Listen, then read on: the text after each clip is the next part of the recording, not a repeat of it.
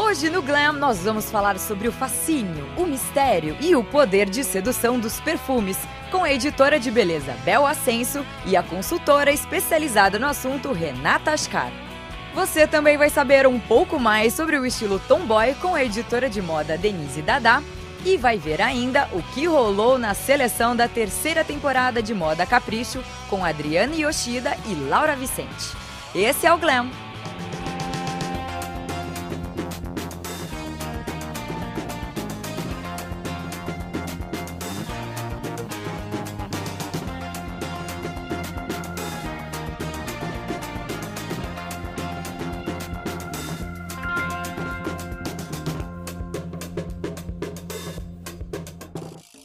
O perfume é símbolo de sedução, moda e até status.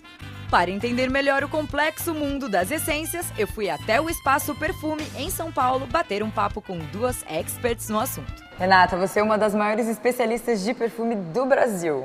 Então vamos começar do começo. De onde veio esse hábito de se perfumar? Tudo isso começou no Egito, 3.000 anos antes de Cristo, com os rituais egípcios da queima de incensos, e achavam que com isso eles iam atingir os deuses através da fumaça aromática. Mas a forma que a gente conhece hoje, que é na verdade a água, álcool, a fragrância, foi algo que surgiu só em 1700. Bel, quais são os perfumes mais marcantes de cada década, assim? Você começa pelos anos 20, você tem Chanel número 5, que foi o revolucionário, você tem Joy de Patou, capturando o espírito da época, não é? Porque as mulheres já estavam libertas, já eram mais independentes. Aliás, nos anos 50, diferente dos anos 30 e 40 e dos anos 20, a mulher era um bibelô. Então, os perfumes também seguiram essa história da mulher submissa, eram mais florais, eram mais românticos, eram mais delicadinhos, né? E Miss Dior tem uma coisa interessante dentro também da embalagem. O Miss Dior é que ele tem um lacinho na cintura. Exatamente, que é o símbolo da feminilidade. Totalmente diferente dos anos 60, em que você começa a história do feminismo e os perfumes assim mais hippies, né? Tem a fase hippie, paz e né? amor. Coisa mais patchouli. Exatamente. Então é sempre uma reação à década anterior. Então a década de 80 era os anos malucos, era tudo intenso. Opium de Yves Saint Laurent quase foi proibido, né? Porque remetia a drogas, não é? Até o frasco dele. Os anos 90 vieram para quebrar isso daí. Então você tem o Cica One inaugurando uma época mais minimalista, não é? E unissex, que também foi uma revolução. Tinha muito a ver com o espírito dos anos 90, uma coisa meio andrógena, não é? Foi a época das modelos magérrimas, né? A gente teve na década de 90, aquele movimento de globalização, de internet e tudo isso, e nunca nenhum perfume como o CK1 fez tanto sucesso no mundo todo. E hoje a gente vê traços do feminino entrando no masculino e do masculino no feminino, né? Um retrato desse começo de século que a gente está vivendo. A mulher, ela rouba mais o perfume do homem, rouba, gosta, do frescor. Não só do perfume, como guarda-roupa, né? A mulher, ela vai se apropriando de tudo. É verdade. Né? Com elementos do guarda-roupa masculino, o estilo tomboy tem feito a cabeça de muitas girls por aí. A editora de moda e adepta do look, Denise Dada, conta pra gente o que, afinal de contas, significa isso. Significa uma menina que se veste com elementos masculinos. Ela gosta mais do tipo de roupa masculino. Para formar um look tomboy, você pode pôr uma skinny, que agora não é mais só de menina. Eu tô como se eu tivesse com um terno slim. Eu tô com uma camisa e um blazer, mas ele é ajustadinho. O Oxford é uma coisa que tá super aí, todo mundo usa, né? Suspensório, gravata borboleta. Daí, de repente, você põe uma camiseta branca, uma calça jeans e uma gravatinha borboleta, acho que dá um toque muito fofo. E fica bem tomboy. Primeira pessoa, assim, que eu consigo me lembrar que começou a usar peças do guarda-roupa masculino no feminino foi Chanel. Todo mundo ficou horrorizado na época, e daí ela usava tecidos masculinos para fazer roupas e usava camisas masculinas. Nem era tão tomboy, era só uma peça masculina no visual, mas para eles na época foi bem escandaloso. Aí depois tem Marlene Dietrich também, que tem fotos clássicas, vestida de terno, com cartola, linda, sensual pra caramba, mas toda de menino. Aí hoje em dia é comum, é normal, já entrou no guarda-roupa feminino. Então acho que todo mundo tem meio uma peça. Aí teve uma época que a Katie Holmes só usava calça boyfriend. E aí ela usava com sapatinho baixo, cabelinho curto, usava chapéu. Chloé Sevigny também, volta e meia, tá com um elementinho, a Charlotte Gainsbourg. Então ela sempre tá assim, com uma skinny, uma camisa e um sapato, às vezes um chapéu. Tá super tomboy, tá super, né, com elemento masculino. Eu acho que, por exemplo, quando o Marc Jacobs fez a coleção do grunge, muita menina preferia usar camisa xadrez, preferia amarrar na cintura e usar com coturno. Então acho que teve esse movimento. E ele, inclusive, foi demitido por causa dessa coleção e depois foi reconhecido como tendo sido gênio. Eu acho que mulher francesa tem um pouco esse desprendimento, sabe? De saber que ela não precisa ficar emperequetada e de vestido e salto alto pra estar linda. Eu acho que mulher brasileira ainda, a maioria ainda tem uma ideia de feminilidade muito tradicional. Feminina é saia, feminina é vestido. Eu acho que a feminilidade vem de dentro. Eu acho que quando a pessoa usa o estilo dela e põe ele pra fora, ela já fica sensual.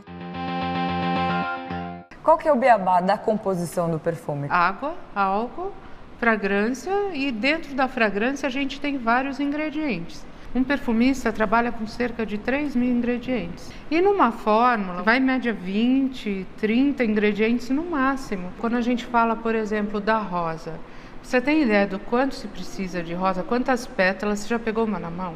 Já, super É levinha, leve, né? Imagina quantas pétalas você precisa para fazer 1 litro de óleo. Quantidade, né, em peso. Uns 100 quilos. 3 toneladas para fazer 1 litro de óleo.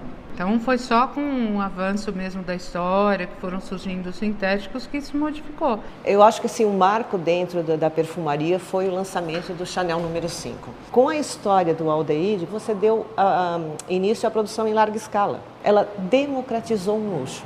Ao mesmo tempo, ela criou uma coisa super sofisticada, mas com uma aparência super simples. Um número em vez de um nome, uma coisa industrial, um rótulo. E também tem o fato de colocar o perfume num patamar diferente do que aquele que você já tinha colocado até então. E hoje o Brasil é o primeiro mercado mundial, né, em consumo. Grande parte disso é produção interna, né? É incrível, né? As pessoas devem até imaginar que é o contrário, que são perfumes importados. Eu acho que desde a década de 90 o Brasil vem criando uma identidade olfativa própria. A gente vê hoje perfumes de pitanga, de açaí. A gente tem essa cultura, né, do estar sempre fresquinho, de gostar de tomar banho pelo menos uma vez por dia. A gente tem hábitos, enfim, toda a influência africana, os banhos de ervas, banhos de cheiro. Eu costumo dizer que o Brasil é um país por origem muito perfumado.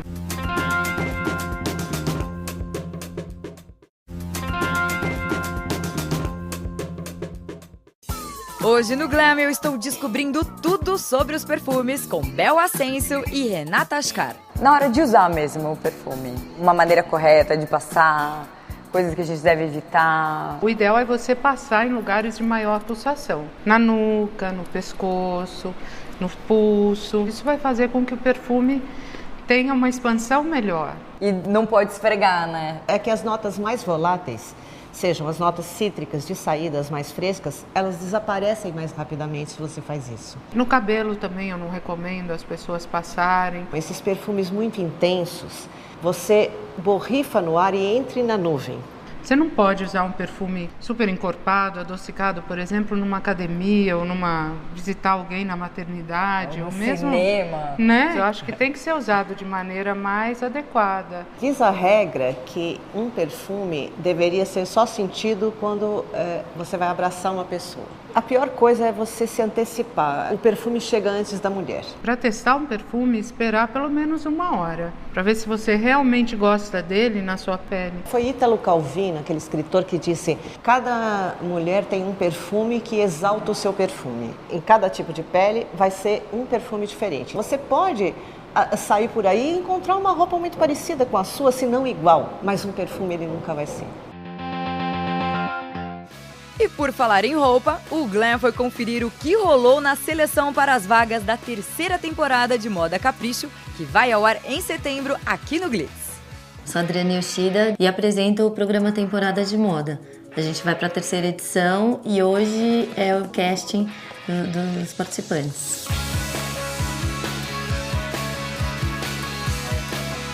Tiveram mais de 1.400 candidatos e aí a gente selecionou 89. A gente faz uma entrevista para conhecer um pouco melhor a pessoa. Se ela tem alguma base, se ela tem perfil do programa. Pessoas que saibam não só sobre moda, mas tenham outras fontes de referência são muito importantes para o conteúdo do programa. A gente também precisa de pessoas interessantes, de personalidades interessantes. Essa é a combinação perfeita para o próximo participante da terceira temporada. Então a gente tenta fazer com que esse grupo tenha ali um equilíbrio, né? Porque também a gente não quer só fashionistas, a gente quer também gente que gosta desse universo mais jovem. O fato de que já ocorreram 2 edições pode tanto colaborar quanto atrapalhar total os participantes de agora. Tudo que a gente agrega ao nosso conhecimento é favorável, só que ao mesmo tempo a gente também não pode só se espelhar nos outros, a gente não pode esquecer do nosso, então a gente tem que passar a nossa personalidade também em cima do que a gente está fazendo. Vim para usar o pouco que eu tenho e acrescentar muito a isso, então eu acho que não interfere o fato de eu ter assistido. Vão ficar 13 pessoas para começar o programa e passar um mês fazendo todas as matérias da Capricho. O vencedor, ele ganha um emprego. Bem corrido, cheio de tarefas e funções. Acho que todo mundo que está aqui é o sonho trabalhar no editorial da Capricho, que é uma revista moda jovem. Trabalhar numa revista como a Capricho só tem a adicionar na minha vida profissional. Abre muitas portas também. Muitos deles ainda não entendem o que eles querem fazer na faculdade ou então querem experimentar. Você vem mesmo para aprender, não vem para ser testado. E você tem essa oportunidade ali, é só se inscrever e fazer uma boa entrevista. Então acho que depende muito do candidato. Eu tô tranquilo e eu espero que elas gostem do que eu vou falar, espero poder atender as expectativas delas também. Não, eu vou ser eu mesmo e eu acho que eu confio no meu taco. Acho que tem muita coisa pela frente, né? Estou no 2º semestre, mas é uma experiência que não dá para explicar. Acho que é uma ótima oportunidade, eu adoraria. Não perca a terceira temporada de Moda Capricho em setembro, no Boomerang e aqui no Glitz. O frasco sempre foi uma preocupação, né? O frasco, né, vinha primeiro. Eram recipientes em pedra, às vezes, em cerâmica. No final do século, por exemplo, 1900, por aí, em cristais Lalique, Baccarat, eram obras-primas, né? A indústria, claro, espertamente, soube captar essa necessidade de agradar os olhos primeiro. Então, antes de cheirar o perfume, você vê a propaganda, você vê a cara do perfume. Hoje a coisa está no nível de superproduções. São diretores famosos, são estrelas de cinema. Se é uma modelo, é uma top model, não é? É uma Gisele Bündchen fazendo The One, ou é uma atriz do porte de Isabella Rossellini, que começou lá atrás com Lancôme. Quem vê hoje pensa, é uma coisa recente. Não, você vê que já nos anos 50, perguntaram para Marilyn Monroe como ela dormia. Ela falou, bom, eu durmo só com Mademoiselle de Chanel número 5. Esse último da Coco Mademoiselle de Chanel com a Keira. Coco Mademoiselle era uma marca ainda um pouco sem esse apelo jovem, esse apelo dinâmico, né? Esse apelo de uma mulher nova. Puseram a Keira com aquele macacão. Uma moto. Hoje, se Mademoiselle Chanel fosse viva, eu acho que ela ia aprovar com louvor essa propaganda. Tem essa do Play de Givenchy. O frasco imita exatamente um iPod. É como o Justin Timberlake, ele usa o perfume como se fosse um controle remoto. E ele acende a Paris para a namorada. Play. Incrível. Pronto. Então tudo são simbologias que estão colocadas dentro dos filmes. Bel, você acha que toda marca que se preze tem que ter um perfume? A marca, ela pode sobreviver só sendo moda. Mas qual é a indústria que vai perder a oportunidade de vestir a pele de uma mulher além das peças, entendeu?